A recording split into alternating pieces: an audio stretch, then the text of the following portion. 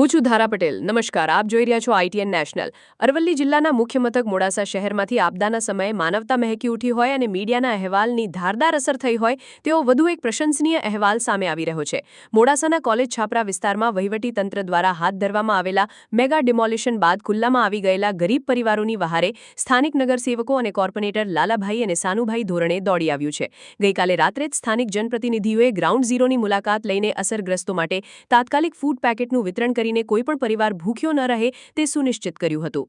બિલકુલ ધારા. મોટો ખુલાસો એ છે કે આ સેવાકીય પ્રવૃત્તિના વિડીયો મીડિયામાં પ્રસારિત થયા બાદ મોડાસાના અનેક ઉમદા દાતાઓ પણ આ મહાઅભિયાનમાં જોડાયા છે, જેના ભાગરૂપે આજે બપોરે અને સાંજે પણ દાતાઓ તરફથી ભોજન અને ફૂડ પેકેટની સુંદર વ્યવસ્થા કરાઈ છે.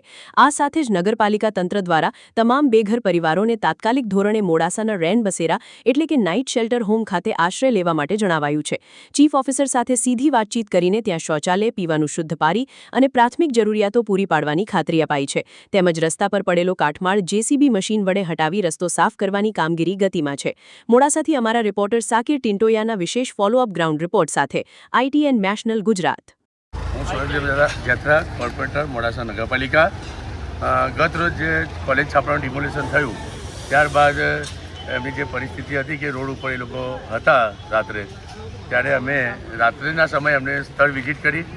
જે તે સમયે અમને ખાવાની કોઈ પણ વ્યવસ્થા ના હોય તો અમે રાતોરાત તાત્કાલિકમાં ફૂડ પેકેટ બનાવીને એમને જમણવાની વ્યવસ્થા કરી. અને એ જે વિડીયો તે સોશિયલ મીડિયા દ્વારા ગયો, જેનાથી અન્ય લોકો પણ આના સેવાકીય કાર્યના અંદર જોડાયા. આજ રોજ પણ એક દાતા તરફથી જમણવાની વ્યવસ્થા કરવામાં આવી. સાંજે પણ એક દાતા તરફથી જમણવાની વ્યવસ્થા કરવામાં આવી છે. એટલે અમારાથી જેટલા પણ બનતા પ્રયાસો છે અમે આ લોકોને જમણવાની વ્યવસ્થા કરવામાં આવી છે.